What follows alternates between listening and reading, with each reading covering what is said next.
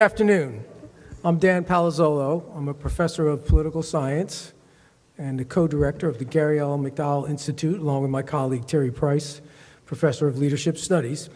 And we're pleased to welcome you to our third and final public lecture of the academic year. As many of you know, the McDowell Institute is dedicated to the values of its namesake, Professor Gary L. McDowell: free inquiry, thoughtful deliberation, and rigorous analysis of classical texts and issues in political economy.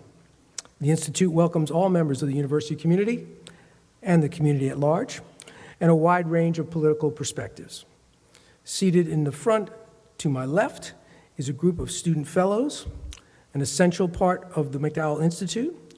In the tradition of the liberal arts, the fellows read thought-provoking books and meet in groups to discuss ideas about those books. The fellows are joined by three outstanding discussion leaders, members of our faculty: Dr. Kevin Cherry, Associate Professor of Political Science; Dr. Eric Kraft, Associate Professor of Economics; and Dr. Jessica Flanagan, Professor of Leadership Studies and of Philosophy, Politics, Economics, and Law, and the Richard L. Morrill Chair in Ethics and Democratic Values. Would the fellows and the discussion leaders please stand so we can recognize you?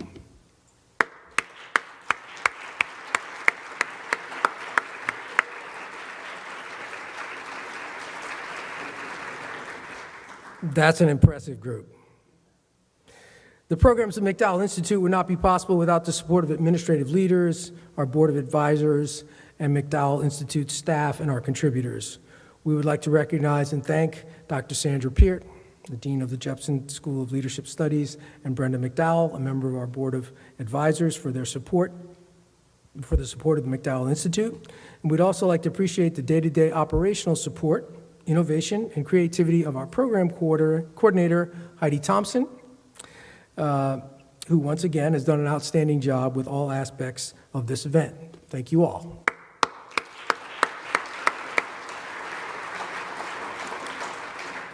Finally, we'd like to thank the friends and supporters of the Institute, especially the Pauley Family Foundation, the Endeavor Legacy Foundation, and anonymous contributors for their generous gifts, which make our programs possible. Now, we have just two program notes before we begin.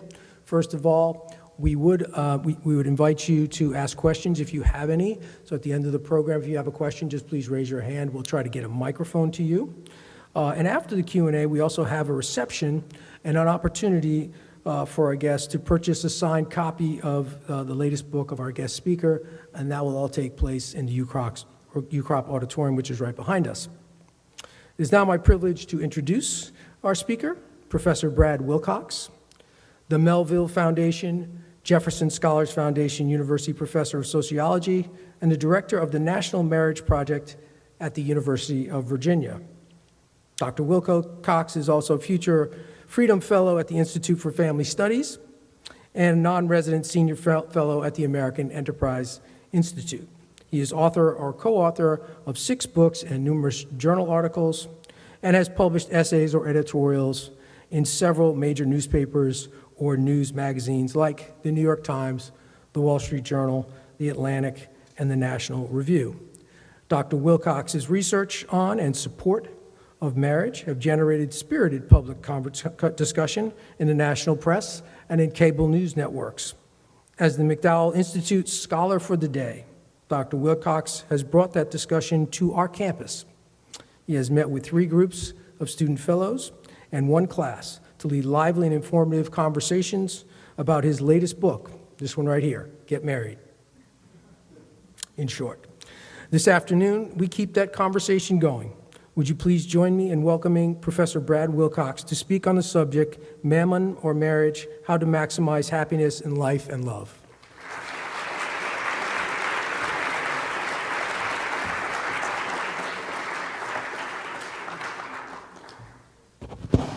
Thanks, Dan. It's wonderful to be here with all of you tonight at the University of Richmond.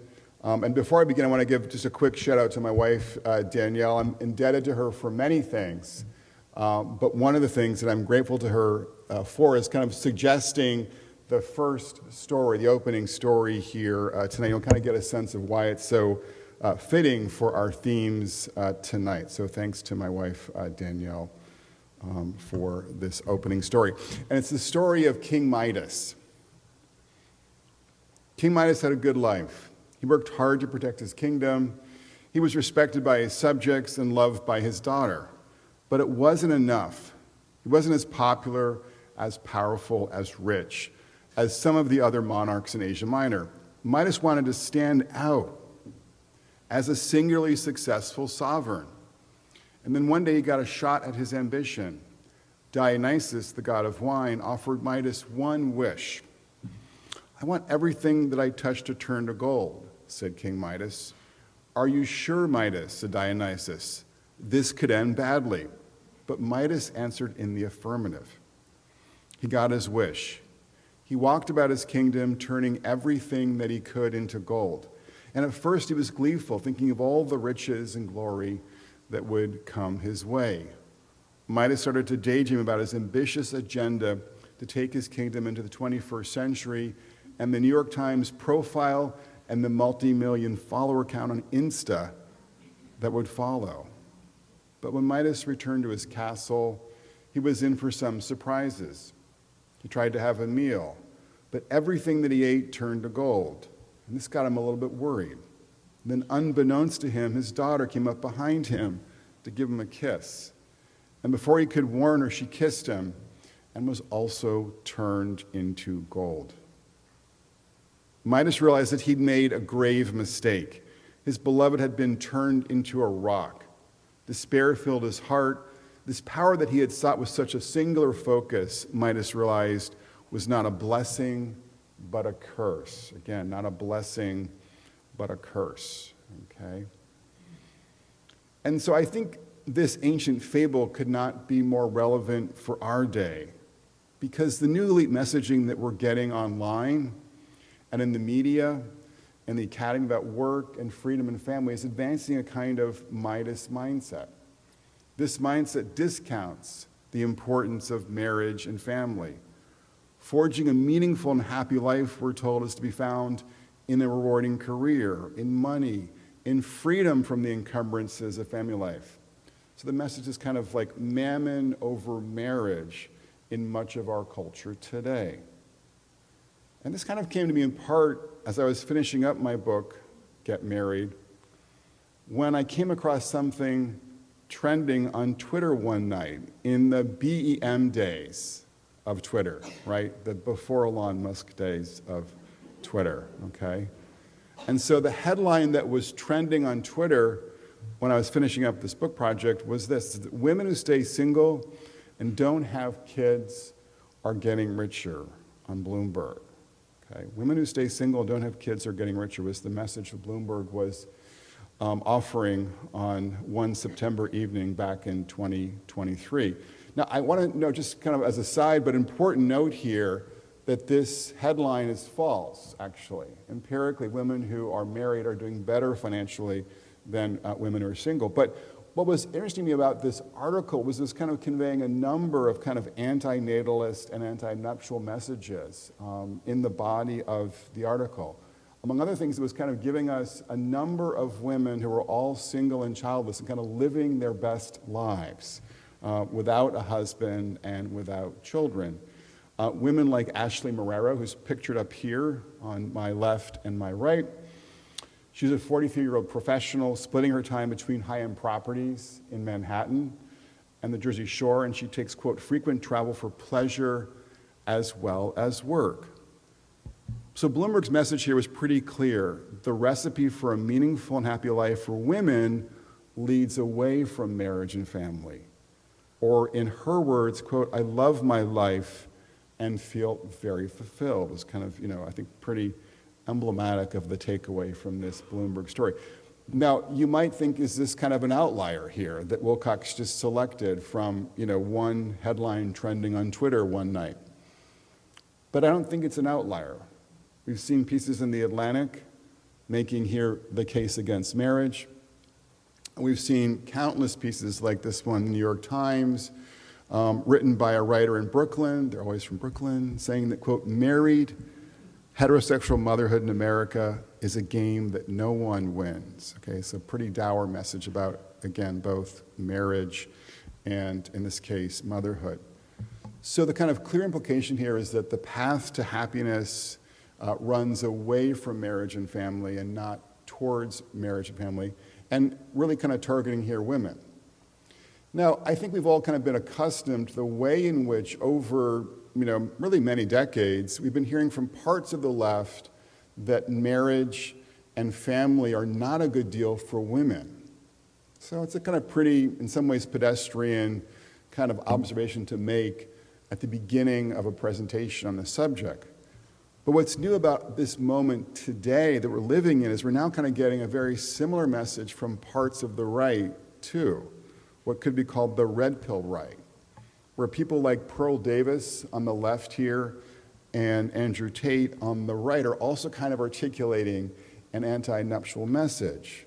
They're arguing that men should be steering clear of marriage, okay? And so Tate's perspective, or Tate's take on this, is that there is zero statistical advantage for men when it comes to marriage. He's convinced, Pearl Davis is convinced, that most marriages end in divorce, and so men should not invest in marriage. They should instead focus on becoming strong, on playing with their toys, Tate's partial to his Bugatti, and using, but not investing in the opposite sex is kind of the takeaway for Andrew Tate and his kind of red pill right camp. So again, we're now hearing from different voices on the left and the right that women and men should be steering clear of marriage and family life, or that the path to a meaningful and happy life runs away from investing in family.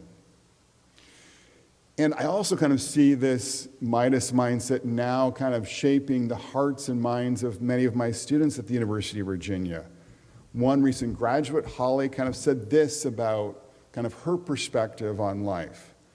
She said, quote, UVA students are definitely more focused on their education and getting their career started than getting into a serious relationship.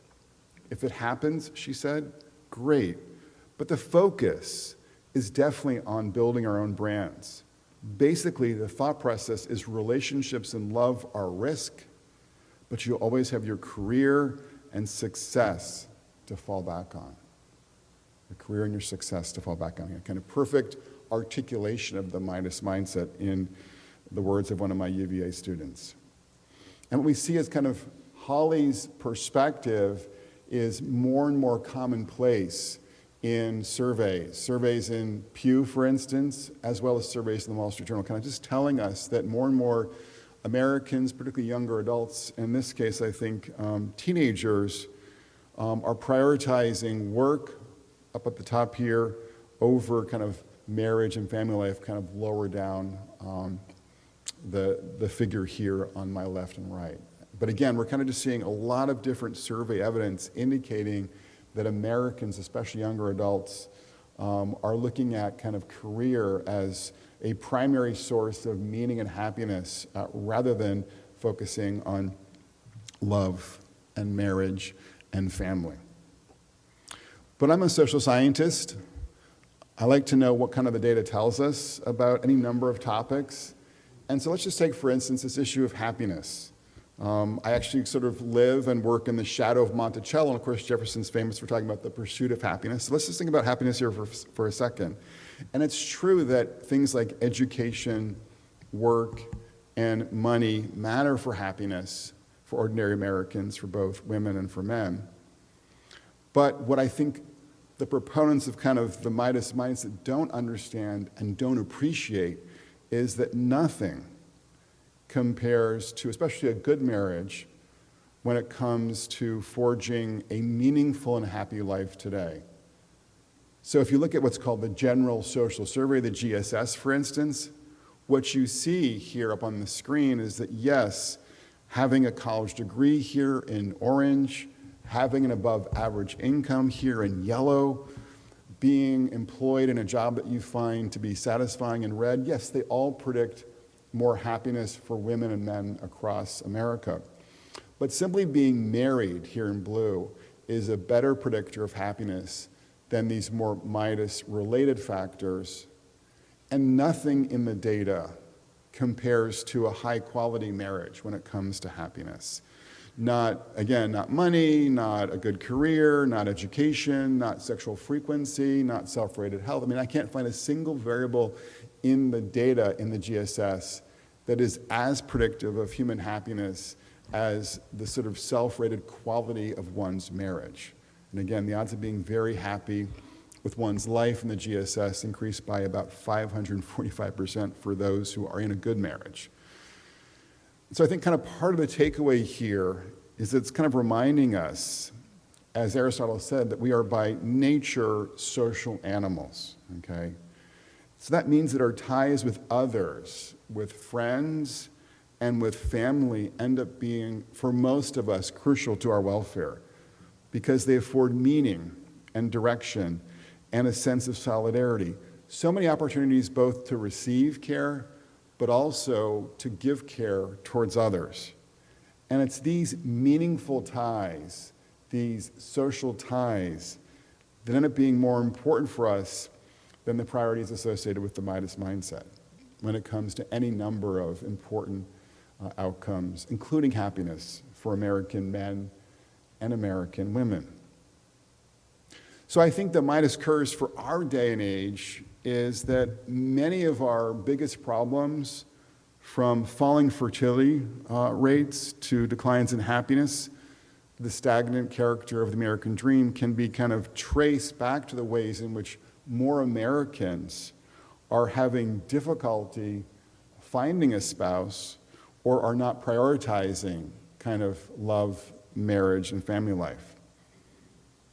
So what am I talking about, here in this sense? Like, how does this sort of curse manifest itself today for both men and for women? Well, in preparing my book, I talked to a number of people who were single and childless in their 30s, again, both men and women, and heard stories like Scott's story, just to kind of give you one of two stories kind of on this vein. So by the standards of success, or by kind of like the Midas mindset, nothing should be bothering Scott, who's 34. He's got a college degree from Clemson, an engaging career as a military contractor, a house of his own, and he makes more than $100,000 a year in his job. But these educational and professional accomplishments are not enough for Scott. He says, I've got degrees on my wall, I've got accomplishments and certificates, but it doesn't mean anything in the end, is what he said to me. It's not like I can take any of that with me after I die. Scott feels alone and at sea on many a day. Quote, I have to get up every day and look in the mirror and realize I'm alone. I have nobody. And he worries about the kind of fate that might await him later in life, should he fall sick. Quote, I have no help, If something happened to me tomorrow, there'd be no one for me. So Scott is struggling with a kind of a toxic mix of loneliness, meaninglessness, and sadness. Or take Taylor, who kind of gives a very different account of her life than that was presented in Bloomberg. When she was in her 20s, she was kind of told, and Taylor's 33 now, don't get married too early, make sure you finish college, don't get married too young, go out and see the world, and do all these other things, and don't get too attached to anyone too quickly. So Taylor took this advice pretty seriously and focused on her career and travel when she was in her 20s, rather than dating with an eye towards getting married in her 20s. But now this single professional woman living in the Rockies is less confident about her prospects for starting a family and less kind of confident that she was on the right path. Quote, I look back on that advice and I'm like, if I could do it again, I would actually focus on finding a husband a little bit earlier, she said to me. Her single state is especially hard for her because she feels like she, quote, doesn't have a lot of meaning, unquote, in her life right now. By contrast, the time she spends babysitting for her nieces and nephews, which she loves, has left her thinking that she would be more fulfilled if she were married with kids. The notion that life is all about work, quote, bugs me the older I get, because I'm like, I spent so much time believing that, and I'm like, is there a chance that I could have a family of my own right now? Do fun things with them, finger paint, whatever. I don't know what kids do, is what she said to me, right? Now, I want to be obviously very clear here. We all know that there are plenty of single adults out there who are single and childless and are flourishing. And we know that there are plenty of folks out there who are married and are miserable, right? That's a reality. But I'm also, again, a social scientist, and I can say that on average, what we're seeing now in American life is the folks who are married with kids are more likely to be flourishing. And that's, I think problematic, given that we've seen the marriage rate come down by more than 60% in this country since 1960. It's worrisome also what this means kind of practically now is that about 1 in 3 young adults today, like in their early 20s, are projected by my colleague Lyman Stone to never marry, to never become a husband, to never become a wife. And we've never been kind of in a place where so many Americans are going to traverse life, I would say, without the benefit of a spouse, and often without the benefit of, as a consequence of having children as well, okay? So again, we're kind of seeing a lot of folks affected by this retreat from marriage, which I think is in part a consequence of this Midas mindset. And we've got new work from the University of Chicago economist Sam Peltzman, who says that the biggest driver of falling reports of happiness in America is the fact that fewer and fewer Americans are either able to or are interested in kind of putting a ring on it. Fewer Americans are married today. And he, as he looks at, again, the general social survey, finds that the sort of decline in marriage is the #1 factor in accounting for why fewer American men and women are telling pollsters that they're happier. Okay, so I'm beginning tonight with the bad news. Okay, that's the bad news. That I think a kind of Midas mindset is among one of the many factors that is kind of pushing our country in the direction of less marriage and less family. Is there any good news to report? Well, I think there is some good news to report, and that is that a large minority of Americans today, this is part of the story of my book, Get Married, are forging reasonably, typically happy and stable marriages. I've been married 29 years, and I can certainly testify to the fact that there have been days, weeks, even months when either I or my wife have not been particularly happy. But I'm also kind of pleased to report that we're happy, right now, and we've been, again, married 29 years. But again, the point is that kind of these kind of Americans are forging, again, reasonably happy and reasonably stable marriages and families today. And these 4 groups that I call kind of the masters of marriage are Asian Americans, religious or faithful Americans, and then strivers or college-educated Americans, as well as conservatives. And I must confess here that when I began this project, I anticipated just 3 groups that would be kind of the masters of marriage: Asian Americans, the faithful, and strivers.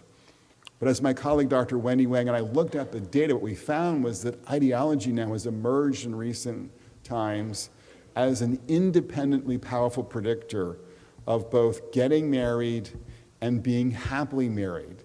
And so you kind of can look at the data and see that conservatives kind of stand out, even controlling for factors like ethnicity and race and religion and education. So that's why I have listed here kind of 4 groups who tend to do better on the family front.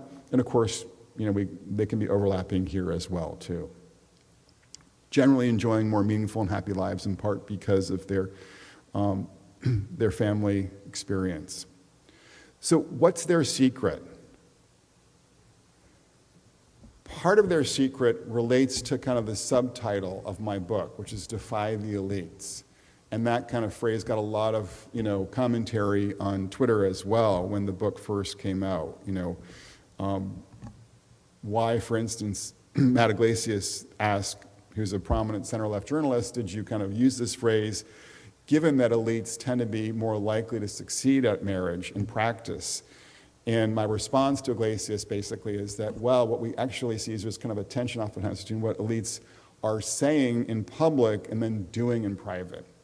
And the unfortunate reality is that for really a long time now, or at least I've often been kind of like promulgating or kind of advancing ideas and norms and messages that aren't particularly family friendly or kind of conducive to forging a strong and stable marriage. So more concretely, what I'm saying, for instance, in the book is that there are a couple of different pillars, and I'll just focus on three to kind of keep this talk reasonably short tonight, mentioned in the book that I think are indicative of the importance of defying some of our kind of elite messaging and values today. So those three C's tonight are communion, commitment, and community as kind of three key pillars of a strong and stable marriage that are often embodied in the way in which these four groups tend to succeed when it comes to their own marriages and families today. So first, communion. As we think about communion, it's important here to understand and appreciate that I think too oftentimes our elites stress a kind of me-first approach to marriage that privileges things like autonomy and freedom and self-interest in the context of their relationships and their marriages. Okay, so what would be an example of this? Well, let's just think about an important topic, right, which is money. And what we see when it comes to the advice of a lot of financial professionals, financial gurus like here, Susie Orman, journalists, is there kind of a lot of people kind of telling couples today that you should have kind of like separate accounts, kind of his account, her account, kind of keep your nest eggs just in case things go south, for instance. I was just actually at the Darden Business School at UVA a few days ago, and they were just kind of heading off to a seminar after my talk there that was kind of talking about the value of separate accounts and prenups for couples, you know, at the Darden School. So this is kind of very much a thing in certain places today. When I spoke to ordinary couples across the U.S., so I had the sense that people kind of took a different approach to money. We're more likely to be flourishing. Thinking here of a couple that I call John and Maria Erickson.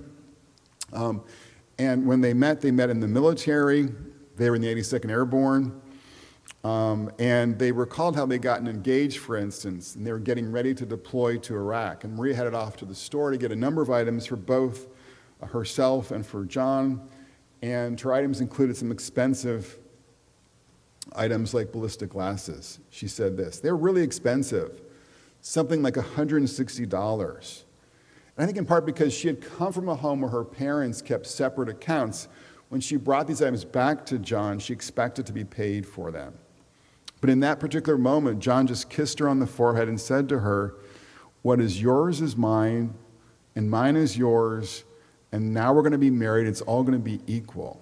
Okay? And so what happened in their particular situation was that when they got married, they joined their accounts, they had common accounts, and the irony here is that Maria quickly benefited from this arrangement because she had brought a lot of debt into their marriage from her law school days, and John had brought no debt into their marriage. And so by pooling their Army salaries, they were quickly able to pay off her debt, and then more importantly, kind of established a kind of, pattern of sharing money and sharing a lot of other things. They've been married more than 25 years and have a couple of kids now, and are doing well as a long-term married couple.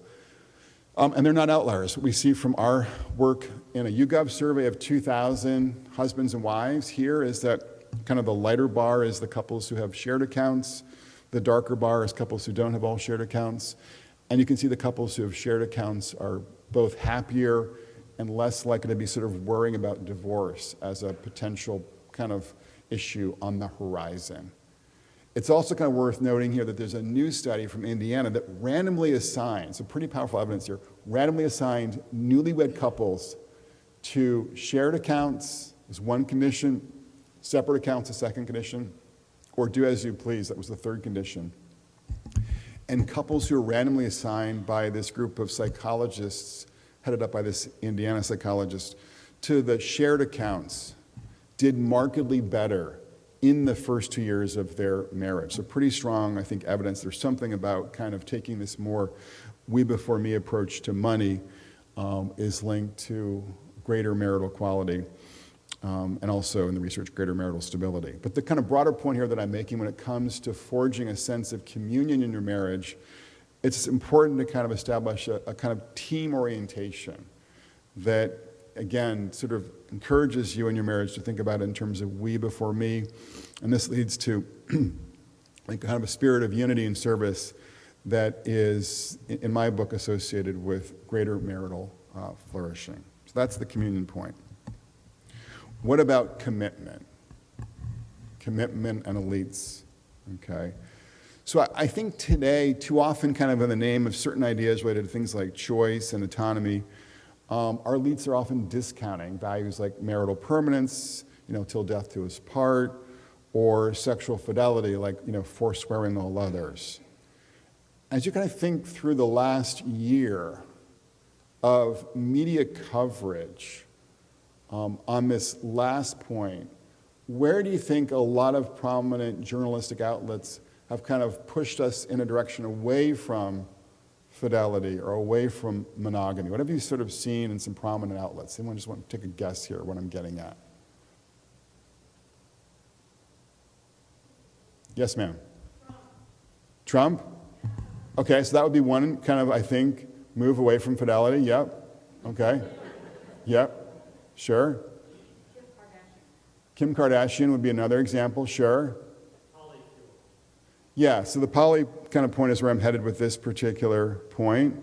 And there's been a number of stories kind of promoting polyamory in the New York Times, in the Wall Street Journal, in New York Magazine. There's even a new series on Peacock called From Couple to Thruple. Okay, so, but this, New York Times article was about a writer from which part of New York, might you guess?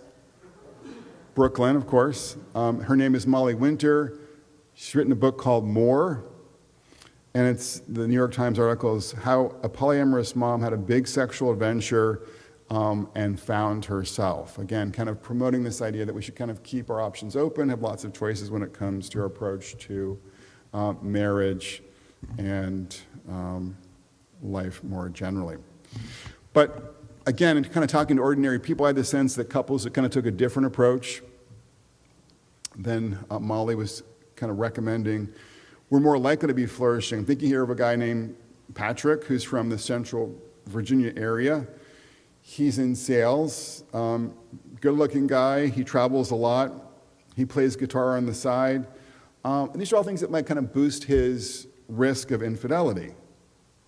But Patrick is intentional about protecting his marriage in real life. Quote, when I'm meeting new people in my line of work, I talk a lot about my wife and kids. I want them to know I'm a family man, is what he said to me. He's also careful about his online interactions. Quote, my wife is tagged in a majority of my posts. My status is listed as married, and interactions online are treated the same way as if in person. I do not follow old girlfriends, as there's a reason that they're in that category, okay? So, again, he's kind of careful both in the real world and the virtual world. It's probably no accident that his wife, Kelly, gave their marriage a 10 on a scale of 1 to 10, where 10 was obviously the best outcome. And we do see that when it comes to kind of people's general attitudes towards fidelity, that Americans are going to take the view that it's always wrong. Here in yellow are more likely to be very happy in their marriages compared to Americans who take the other view that it's not always wrong, and that's in red. And that's been growing in part, I think, in recent years because of kind of this newer issue of polyamory. But kind of the bigger point that I'm making here with this section is that we see in the research that different measures of commitment in marriage are often kind of like the number one predictor of having a satisfying or a higher quality marriage. Okay, so that's kind of the big point here, is that commitment is something that's linked to better marriages.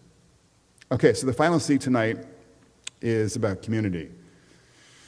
And I think increasingly the kind of elite view is that one kind of community, a religious community, is an obstacle to being kind of more progressive, more forward-thinking, to kind of living your best life and realizing your best love. Again, to kind of living your best life and realizing your best love. Too antiquarian, too out of date, etc. et cetera. Okay, and so this kind of came through for me in looking at an interview in the New Yorker with a professor, Sam Perry, who's another sociologist who kind of studies religion in America.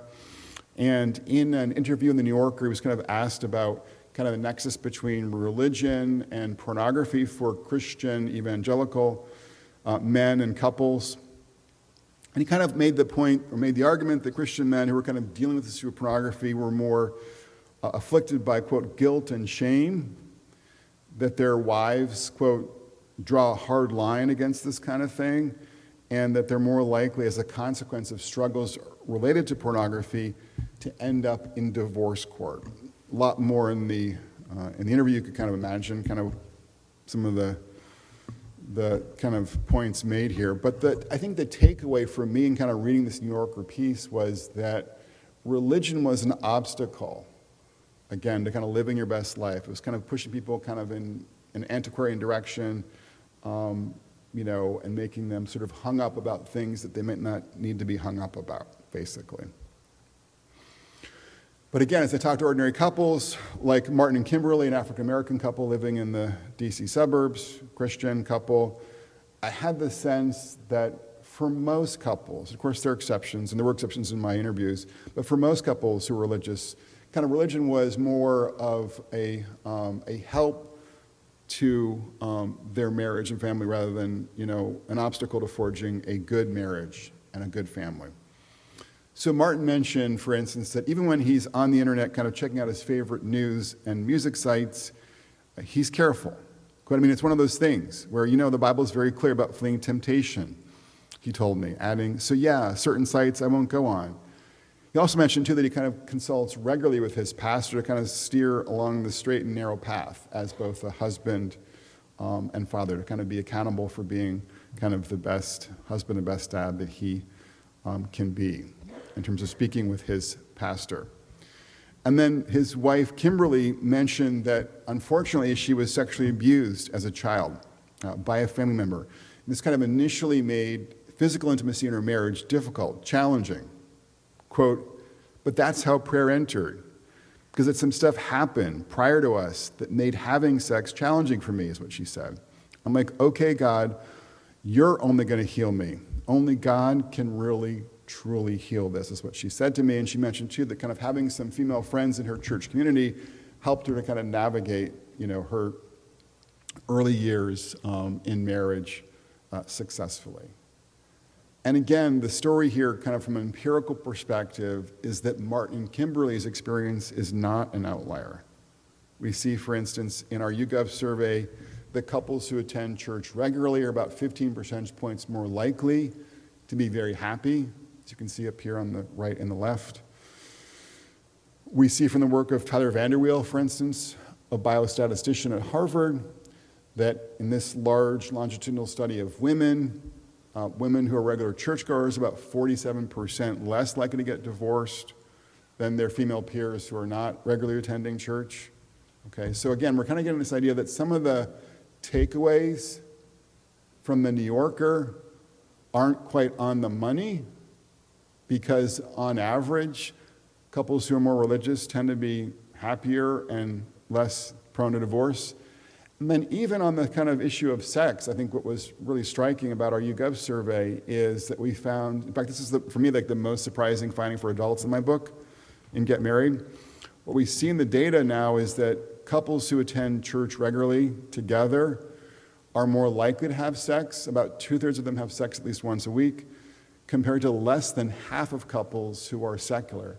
And this pattern is now appearing also in the General Social Survey, the GSS, that I mentioned earlier, which is kind of this long-term survey done every 2 years by the University of Chicago. What's particularly striking, too, about this pattern is that there was no difference between religious and secular couples back in 2000 when it came to sexual frequency.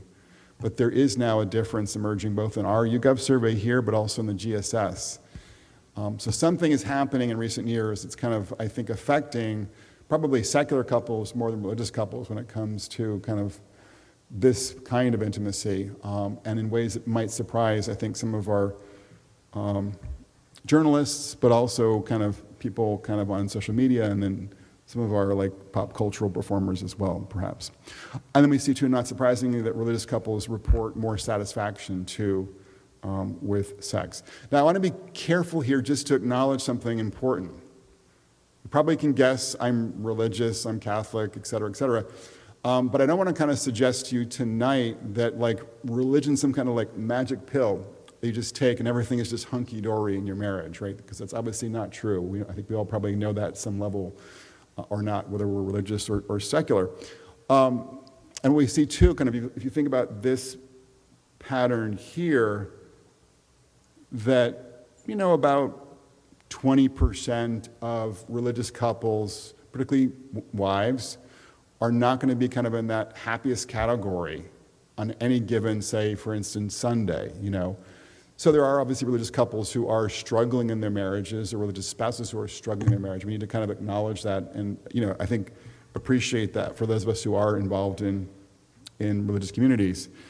I'm just sort of saying tonight that on average, Americans who are connected to a religious community are more likely to be flourishing, in part because they're often surrounded by more family-oriented values, virtues, and social networks of people who are kind of more focused on trying to be good husbands, good wives, good fathers, and good mothers, and that tends to, I think, be helpful to them. I mean, the point here is that birds of a feather flock together.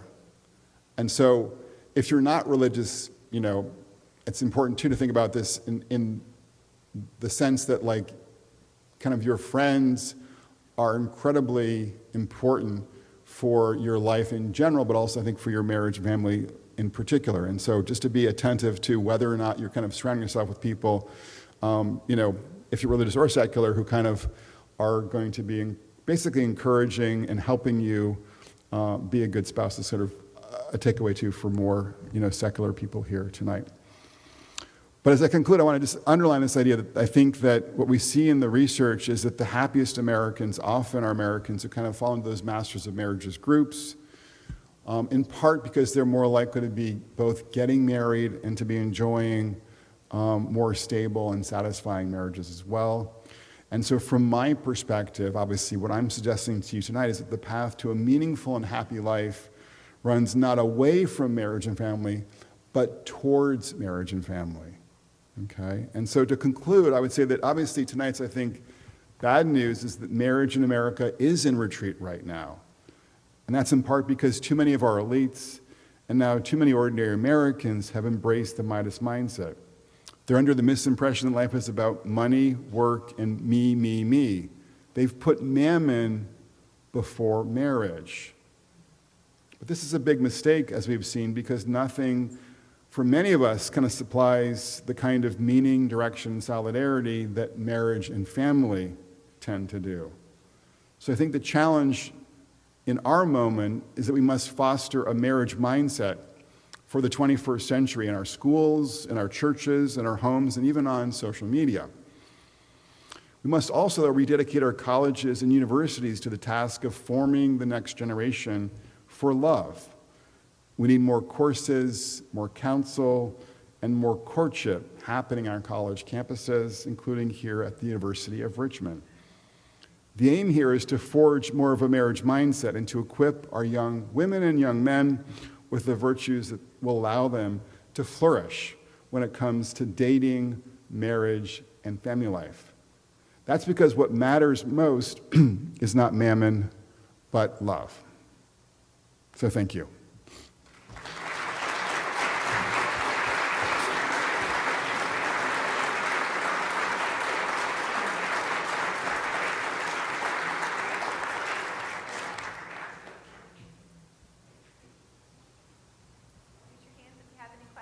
Yeah, so happy to take questions.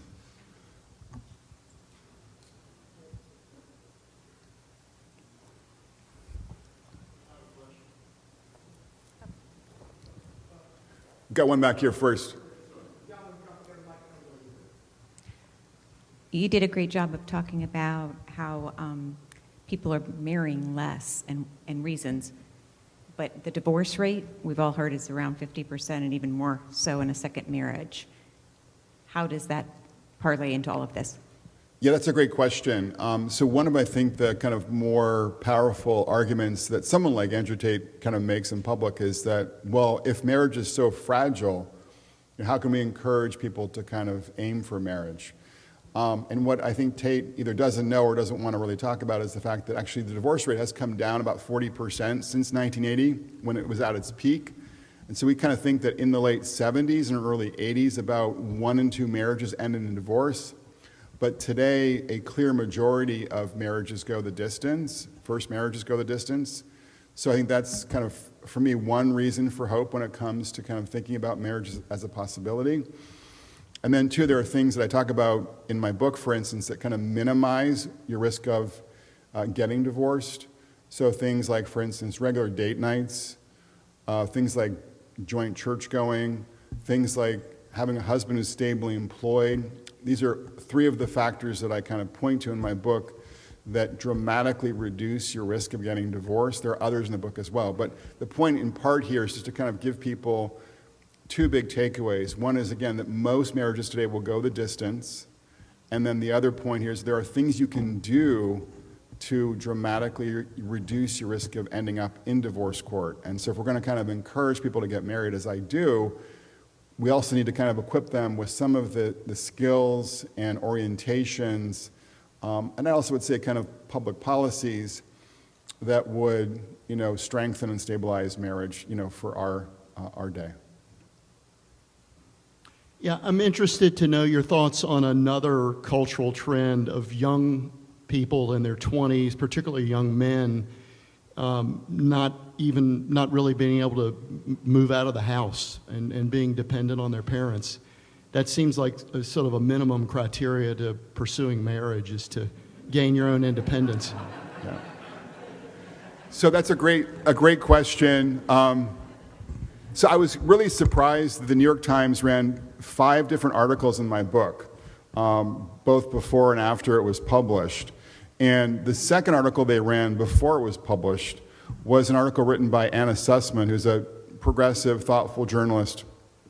And her basic argument was, how can you in the ivory tower tell us to get married when there are so many men out there who are not marriageable? Okay, that was her argument, kind of flowing from your question as well. And it's an issue that I do tackle in the book. I do think it's a real problem that we're seeing in our country today. Lots and lots of boys and men who are floundering in school. They're not as likely to be in college. We're kind of moving to a world where about 60% of our college students are female, 40% obviously then are male, where they're often kind of floundering also in the labor force in their early 20s, and then just kind of more personally don't seem to be kind of exercising a lot of agency. So one of the things that we need to work on too is kind of building up, I think, the fortunes of our boys and men. I think we can do things like in our schools, do much more to kind of make them boy-friendly, more recess, using literature that's more boy, interesting, more sort of science, more history, more warfare kind of stuff. Thinking too about how we engage pedagogically with our boys in schools.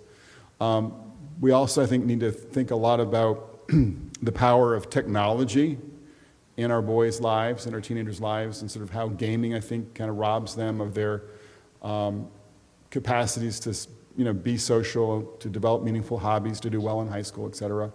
So there's a lot of stuff that needs to be done on kind of, I would say, the technological front to help our boys, and then also in our schools and colleges and universities as well. But I would also say, too, that we have robbed our young men, and maybe men more generally, and our teenage boys, of a kind of clear and constructive pro-social model of masculinity in recent decades. And I think a lot of boys, a lot of men thrive when they have a clear and compelling mission in life. And we've kind of not given them that. And so in some ways, we shouldn't be surprised that there are figures online like Andrew Tate who do give boys and young men a kind of clear model of masculinity that I find personally repellent, but it's very clear, and it's very much targeted to the male kind of psychology. And so again, I think one of the challenges now for us today is to figure out what can we kind of tell our men tell our boys and young adults that would kind of inspire them to kind of, in classical terms, man up more and become the men who would be attractive as, as boyfriends and then would be good husbands and fathers as well. So that's I think, a major challenge facing us as a society. Yes, ma'am, they're in the front. Yes, I'm curious about the title that was flashed up. Yeah. A woman who was labeled polyamorous. Okay. Yeah. And how that nomenclature was arrived at, sort of ignoring the male presence of what made her a mom before. Was she a single mom? And sort of, if so, does that speak to a growing trend of men not being needed on the family front for fathering, but maybe just for Sure. servicing, if you will, the polyamorous mom? Did I make that very clear? Yeah, I get the point. I mean, so in this particular case, Molly Winter, again, she's a Brooklyn writer. She is married to a guy, and they just decided, it's a complicated story, but they decided to, open up their marriage to multiple partners for both her and her husband. That's their story. But the sort of other point you're getting at is this kind of idea that maybe some women are having kids on their own, without kind of really involving a husband in the picture. Is that kind of where your question's headed? So there's certainly some of that today, although I guess I want to also stress, I've kind of given you, particularly obviously in the beginning of my comments, kind of the bad news for adults, especially in America. But the good news I haven't yet conveyed to you this evening is that when it comes to kids, actually, the story in America for kids is getting better. And what I mean by that is that more and more kids today in recent years are being raised in stably married households. And that's kind of like it's because of the way in which both marriage and parenthood have become more selective in recent years. And what I mean by that is basically the kinds of people that I talked about, people who are more educated, more affluent, now more also conservative and more religious, are today more likely, for instance, to get married in the first place. We're even kind of seeing some of that selection effect playing out too when it comes to childbearing. And so when you have kind of less divorce, as we have since 1980 for married couples, and we've seen too the share of women having kids outside of marriage actually falling a little bit since 2009 as family life has become more selective. What that means is that, again, more and more kids are being raised in stably married homes. It's true for whites, I think Asians, and certainly it's true for both Hispanics and African Americans as well. And so, it's important for us not to assume that all these trends are going to kind of head in one direction kind of forever. And so one of the, I think, unintended consequences of the fact that we've made marriage and family life in our current culture more selective is that the kinds of people now today who are getting married and having kids, I think, are often more family-oriented than the broader culture and more intentional about sort of how they're engaging in marriage and family life as well. So that's kind of a bit of maybe also good news to some extent to sort of acknowledge tonight too. More young couples today are choosing to live together either as a precursor to marriage or in substitute of marriage. What does your research and findings show in terms of that living together leading to more successful marriages or more divorce? Yeah, it's a great question. So probably between 65 and 70% of people who are marrying today have first cohabited. And my students at UVA, I think the thing they're most surprised by when I talk about different topics in my class, and as you probably can guess, I'm kind of a surprising professor on a number of fronts for them at UVA, is that they assume that cohabitation is a great way to prepare for marriage. That's what the culture tells them, that's their expectation. But as we both review the evidence in my class, and they also have a debate, so we're kind of in the same spirit as you guys here with kind of encouraging a variety of perspectives in my class on a couple of topics, they debate whether or not cohabitation is a good way to prepare for marriage in my class. And they're exposed, therefore, to different arguments on different sides on this question. But many of them conclude, as I do, that cohabitation is not a very good way to prepare for marriage. And what we see in the research is that particular forms of cohabitation are especially risky for people. I'll just mention two patterns that are quite relevant because they're quite common today. One is cohabiting with someone besides your future spouse is a major risk factor for divorce. And then also sliding into cohabitation rather than deciding to be together as a couple is also a risk factor for divorce. So in the first kind of pattern, I think a lot of that's about either maybe learning how to break up with someone with whom you've been kind of sharing an intimate co-residential relationship. So you've had some experience kind of breaking up if you cohabit with, more than one person, besides your spouse. But I think too, there could be a way in which kind of there's a spirit of critical comparison too. So yeah, I love my husband, John. He's great, he's responsible, he's friendly, all this kind of stuff. But he's not as ambitious as Lawrence was. Maybe he's not as, socially kind of successful as Fred was. Could be the dynamic, But we don't know precisely why the pattern exists, but it certainly exists. That sort of lots of cohabitations are a risk factor. And the sliding point is simply that a lot of young adults today will just kind of like slide into a cohabitation where they might meet at a party, for instance, and then maybe spend the next weekend together, maybe leave, toothbrush and some deodorant at, one another's apartments or whatever, and then maybe move in, some clothing and other items maybe a month later. And then you kind of just, decide to kind of live together without kind of having like some serious conversations about what's happening in their life, if they're meant for one another, this would be a good thing to do on a long-term basis. And so those couples kind of slide into cohabitation, as many do nowadays, who are more likely, should they get married, to experience both, lower marital quality and more divorce. So that's sort of what I see in terms of the research on cohabitation. And so I encourage my students to kind of just be more kind of deliberate about entering into a relationship in a more kind of, slower fashion. And, my own kind of advice is just to kind of wait to cohabit until after the wedding day.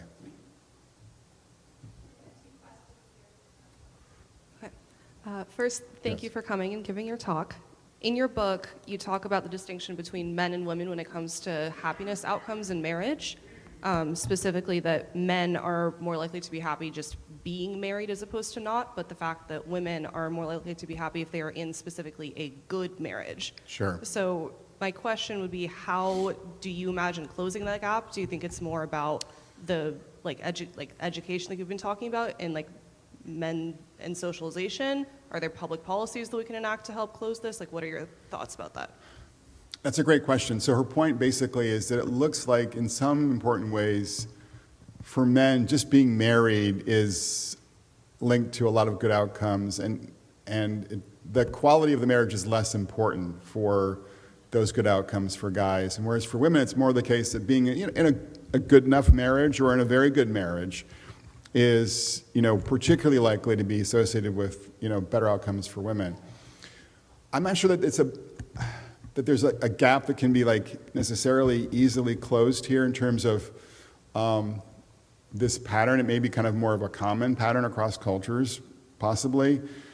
But I think it's worth kind of being aware of this difference and trying to think about ways to kind of make sure that we're trying to do as much as we can, both in the culture and then in the society, including politically, to maximize the odds that women are flourishing in their marriages, which also redounds to the benefit typically of their husbands as well. And so one of the things that I would say, for instance, is just to be attentive to the way in which women and men tend to approach communication and conflict and difficulties somewhat differently.